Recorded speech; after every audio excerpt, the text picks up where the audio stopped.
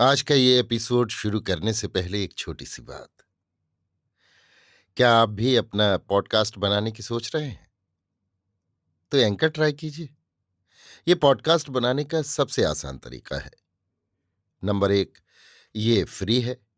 Number 2, इसमें कई सारे ऐसे टूल्स हैं जो आपको अपने फ़ोन और कंप्यूटर पर रिकॉर्ड और एडिट करने की फैसिलिटी देते हैं। नंबर 3, आप अपने पॉडकास्ट को डिस्ट्रीब्यूट भी कर सकते हैं, जिससे इसे स्पॉटिफाई और दूसरे प्लेटफॉर्म पर सुना जा सके। तो डाउनलोड कीजिए फ्री एंकर ऐप या विजिट कीजिए anchor.fm पर अपना पॉडकास्ट स्टार्ट करने के लिए। ये तो थी एक छोटी सी जानकारी, और अब शुरू करते हैं एपिसोड का सिलसिला। तो आज के एपिसोड में लीजिए सुनिए फणीश्वर नाथ रेणु के लिखे उपन्यास मैला आंचल का भाग 17, मेरी यानी समीर गोस्वामी की आवाज में। आचार्य गुरु काशी जी से आए हैं। सभी मठ के जमींदार हैं आचार्य गुरु। साथ में 30 मूर्ति आए हैं। भंडारी, अधिकारी, सेवक, खास, चिलमची, अमीन, मुंशी और गवैया। साधुओं के दल में एक नागा साधु भी है। यद्यपि वो दूसरे मत को मानने वाला मूर्ति है, फिर भी आचार्य जी उसको साथ में रखते हैं। बड़ा करोधी मूर्ति है। हाथ में छोटा सा कुल्हाड़ा रखता है। लंबी दाढ़ी, जटा, सारे देह में भभूत और कमर में सिर्फ चांदी की सिकड़ी। नंगा रहता है। महंत साहब के साथ वो जिस मठ पर जाता है, वहां के महंत और अधिकारी को छट्टी का दूध याद करा देता है। क्या मजाल की सेवा में किसी किस्म की तरोटी हो। तरोटी यानी त्रुटि। इसीलिए आचार्य गुरु उसको साथ में रखते हैं। नागा बाबा जब गुस्सा होते हैं तो मुंह से अश्लील गालियों की झड़ी लग जाती है। आते ही लक्ष्मी दास इन पर बरस पड़े। तेरी जात को मच्छर काटे हरामजादी रंडी, तैं समझती क्या है नी? हैं? दुनिया को ते अंधा समझती है? बोल, लाल मिर्च की बुकनी डाल दूं? छिनाल, ते आचार्य गुरु को गाली देती है। तेरे मुंह में कुल्हाड़े का डंडा डाल दूं? बोल। साली कुत्ती, साधु का रगत बहाती है और बाबू लोग से मुंह चटवाती है। दूं अभी तेरे गाल पर चांटा। हट जाए यहां से, कार्तिक की कुतिया। लक्ष्मी हाथ जोड़कर बैठी रहती है। नागा साधु की गालियों पर लोग ध्यान नहीं देते, बुरा नहीं मानते। वो तो आशीर्वाद है। वो नागा बाबा का पांव पकड़कर कहती है, क्षमा कीजिए प्रभु, दासिन का अपराध। रामदास की तो खड़ाऊं से पीटते पीटते देह की चमड़ी उधेड़ दी है नागा बाबा ने। सुअर के बच्चे, कुत्ते के पिल्ले, तय महंत बनेगा रे। आ इधर, तुझको खड़ाऊं से टीका दे दूं महंत ही का। तेरी बहन को खटा, तेरी मां को खटा। घसियारे का बच्चा, जा लक्कड़ लाकर धूनी में डाल। लरसिंह दास खुश है, इसीलिए तो वो अगवानी करने स्टेशन तक गया था। सारी बातें सुनकर आचार्य जी भी क्रोध से लाल हो गए थे। दासिन को मठ से निकालना होगा। नागा बाबा को 5 भर गांजा दिया है नरसिंह दास ने। अधिकारी जी को 100 रुपया कबूला है। महंत ही तो धरी हुई है। सतगुरु की दया है। आचार्य गुरु ने लक्ष्मी से स्पष्ट कह दिया है, रामदास को महंत ही का टीका नहीं मिल सकता। क्या सबूत है कि वो महंत सेवादास का चेला है? है कहीं लिखा हुआ? कोई वील है? पंथ के नियम के मुताबिक चेलाहीन मठ का महंत आचार्य जी ही बहाल कर सकता है। तू मठ पर नहीं रह सकती। सेवादास ने तुझे रखेलिन बनाया था। सेवादास नहीं है। अब तू अपना रास्ता देख। साहिब की जो मर्जी। साहिब की मर्जी? नागा बाबा की जो मर्जी। नागा बाबा रात में उठकर एक बार चारों ओर देखते हैं, फिर लक्ष्मी की कोठरी की ओर जाते हैं। खाली पैर। खड़ाऊ तो खटखट करेगी। हरामजादी किवाड़ बंद करके सोती है। यहां कौन सोया है? वही पिल्ला रामदसवा। अरे उठ, तेरी जात को मच्छर काटे। दासिन को जगा। बाबा का गांजा मारकर सेज पर सोई हुई है। कहाँ है मेरा गांजा? जानता नहीं, 3 भर रोज की खुराकी है। कहाँ है?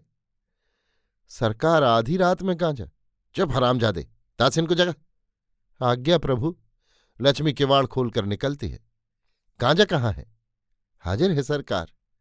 लक्ष्मी एक बड़ी सी पुड़िया नागा के हाथ में देती है। अरे, हरामजादी के पास इतना गांजा कहाँ से आया? पूरा 3 भर मालूम होता है। ये साला रमदसवा कोढ़ी का बच्चा यहां खड़ा होकर क्या करता है? अबे सुअर के बच्चे, ते यहां खड़ा होकर क्या करता है? खट खटाक। लक्ष्मी जल्दी से किवाड़ बंद कर लेती है। अच्छा, कल देखना, तुझे बाल पकड़ मठ से घसीट कर नहीं निकाला तो कसम गुरु मचेंद्र नाथ की। नरसिंहदास एकांत में एक बार लक्ष्मी से कहना चाहता है, तुम घबराओ मत लक्ष्मी, महंत तो मैं ही बनूंगा, तुम मठ में ही रहोगी, तुमको मठ से कोई निकाल नहीं सकता, तुम निराश मत हो। लेकिन मौका ही नहीं मिलता है, शायद सुबह ही लक्ष्मी कहीं चली न जाए। आचार्य गुरु के जवान अधिकारी को भी रात भर नींद नहीं आई। पुरैनिया जिला में कंबल के नीचे भी घुसकर ससुरी मच्छर काटे हैं हो। सुबह को लक्ष्मी बालदेव जी के पास जाती है। बालदेव जी पुर्जी बांट रहे थे। सारी बातें सुनकर बोले, कोठारिन जी, आचार्य गुरु तो सभी मठ के नेता हैं, वे जो करेंगे वही होगा, इसमें हम लोग क्या कर सकते हैं? बड़ा धर्म संकट है, किसी के धर्म में नाक घुसाना अच्छा नहीं है। तीसरे पहर टीका होगा, हम आवेंगे। लक्ष्मी दासिन को बालदेव जी पर पूरा भरोसा था। तहसीलदार साहब घर में नहीं है, डॉक्टर साहब पर पंचायत में नहीं जाते हैं। सिंह जी सुनकर गुम हो गए। खेलावन जी ने तो बालदेव जी पर ही बात फेंक दी। जाने बालदेव, सतगुरु हो, कोई उपाय नहीं। साहेब बंदगी कोठारिन जी। कौन? कालीचरण बबुआ? दया सतगुरु के। हाँ, टीका कब होगा? कीर्तन नहीं करवाइएगा? लक्ष्मीदासिन कालीचरण को रो रो कर सुनाती है, काली बाबू, ऐसी खराब खराब काली, उफ, सतगुरु हो, मैं अब कहाँ जाऊंगी? कौन सहारा है मेरा? अच्छी बात, आप कोई चिंता मत कीजिए। बालदेव जी क्या करेंगे?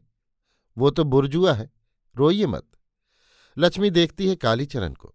उस बार प्रयाग जी के जादूघर में एक आबलूस की मूर्ति देखी थी, ठीक ऐसी ही।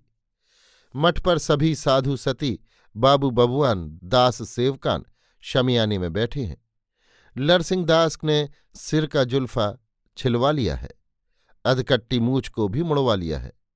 साधुओं की भाषा में कहते हैं मोछ भद्रा। सफेद मलमल की नई लंगोटी और कोपीन, देह पर चादर नहीं है।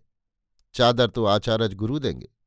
आचार्य गुरु का मुंशी इकरारनामा और सूरत हाल लिख रहा है। लक्ष्मी एक किनारे चुपचाप बैठी है, जमीन पर। रामदास की सारी देह में हल्दी चूना लगा है। बालदेव जी को लक्ष्मी पर बड़ी दया आ रही है, लेकिन क्या किया जाए? सभी साधु सती सेवक सेवकान सुन लीजिए। आचार्य जी का मुंशी दलील पढ़ता है। लिखित नरसिंहदास चेले गोवर्धन दास मोतफा जात बैरागी फिरके। अब आप लोग इस पर दस्तखत कर दीजिए। लक्ष्मी फूट फूट कर रो पड़ती है, सतगुरु हो। तय चुप रहे हरामजादी, चुप रहती है, लगाऊ डंडा। नागा बाबा चिल्लाते हैं, तय चुप। जो दस्तखत करना जानते हैं दस्तखत कर रहे हैं। बालदेव जी ने भी दस्तखत कर दिया। उनका हाथ जरा भी नहीं कांपा। कालीचरण दलील हाथ में लेकर उठता है। आचार्य जी, आप कहते हैं महंत सेवादास बिना चेला के मरा है। आप क्या गांव के सभी लोगों को उल्लू ही समझते हैं? कालीचरण, बालदेव मना करते हैं, बैठ जाओ। कालीचरण, खेलावन यादव डांटते हैं। लेकिन कालीचरण आज नहीं रुकेगा। कोई हिंसाबाद कहे या अनशन करे, वो भी भाखन दे सकता है।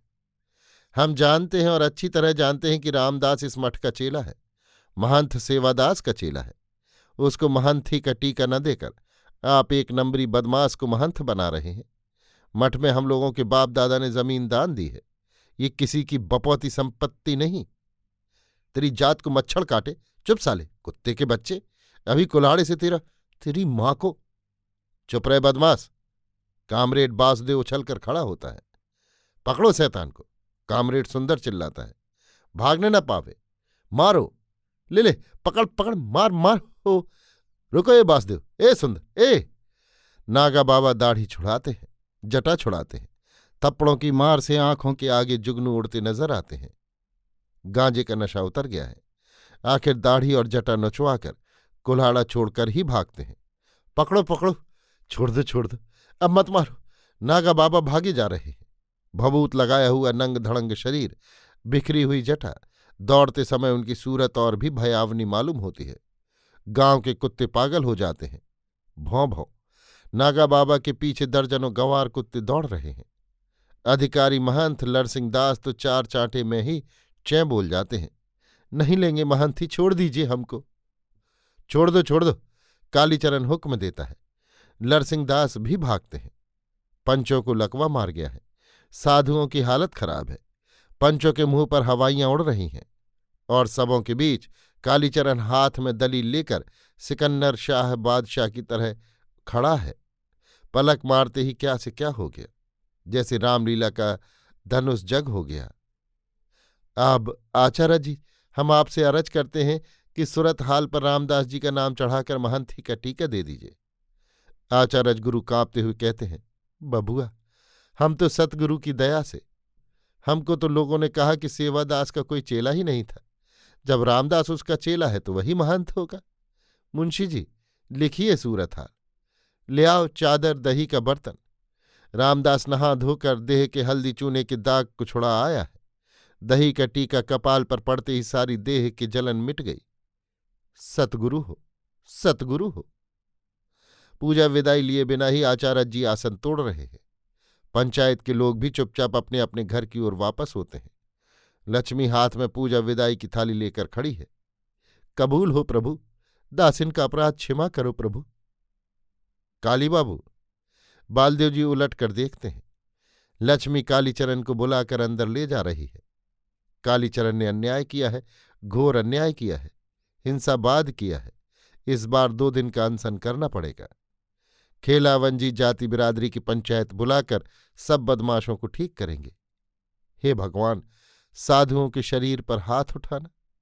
कालीचरण कुश्ती लड़ता है। उस्ताद ने कहा है, कुश्ती लड़ने वालों को औरतों से 5 हाथ दूर रहना चाहिए।